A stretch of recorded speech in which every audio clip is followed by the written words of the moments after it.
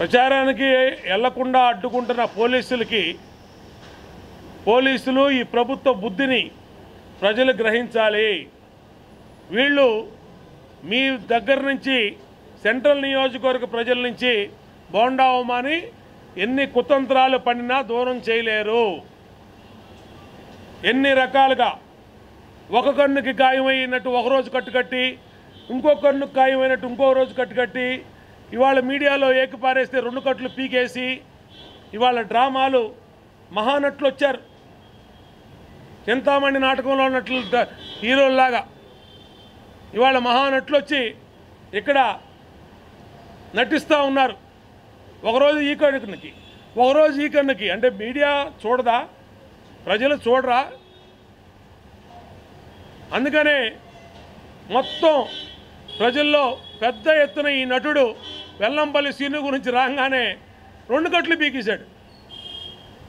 నేను మొదటి రోజు చెప్పా, ఇతనికి ఏ కన్ను దాడి జరగలేదు. ఎల్వి ప్రసాద్ హాస్పిటల్కి, ఐ హాస్పిటల్కి మీడియా సమక్షంలో వెళ్ళి పరీక్ష చేయిద్దాం, ఆ డబ్బులన్నీ మేము పెట్టుకుంటాం, ఇతనికి నిజంగా దెబ్బ తగిలిందో లేదో వాళ్ళే తేలుస్తారంటే పారిపోయాడు. ఇవాళ నామినేషన్ ముందు వరకు ఒక్కన్నుకి, నామినేషన్ తర్వాత నామినేషన్ రోజు ఒక్కన్నుకి. అది అడిగేటప్పటికి, అది బయటపడేటప్పటికి 2 కట్లు పట్టు. కాబట్టి ఇలా నాటకాలు వేస్తూ ఉన్నారు. బోండా ఉమాని ప్రజల దగ్గర రాకుండా అడ్డుకుంటూ ఉన్నారు. అయినా సరే మా హక్కుల కోసం ఎన్నికల కమిషన్ సంగతి తలుపులు తడతాం. న్యాయం కోసం, ధర్మం కోసం, చట్టంలో ఉన్నటువంటి విషయాల కోసం పోరాడతామని తెలియజేస్తాం. కేసీఆరే ఫామ్ హౌస్లో మంచమే పడుకున్నాడు. అతను పక్కన ఇంకో రూమ్ రెడీ చేస్తే రేపు జగన్మోహన్ రెడ్డి కూడా అక్కడికి వస్తాడు. అక్కడ అధికారంలో లేనటువంటి వీళ్ళిద్దరూ కూడా చింతపిక్కలు ఆడుకుంటారు. ఇద్దరు, ఒకవైపు కేసీఆర్, ఒకవైపు జగన్మోహన్ రెడ్డి.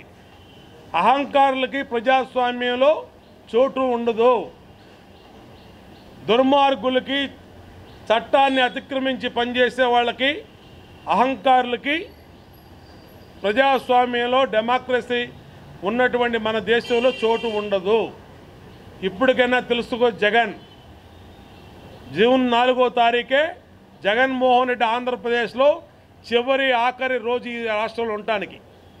జూన్ 5వ తారీఖు ఈ రాష్ట్రం నుంచి అతను వెళ్ళిపోతాడు. ఇది పక్కా. కేసీఆరా, కేటీఆరా, ఇంకొకళ్ళ రాసి పెట్టుకోండి. నీకు అభిమానం ఉంటే నీ పక్కన ఒక రూము మీ తమ్ముడు జగన్మోహన్ రెడ్డికి కేటాయించు.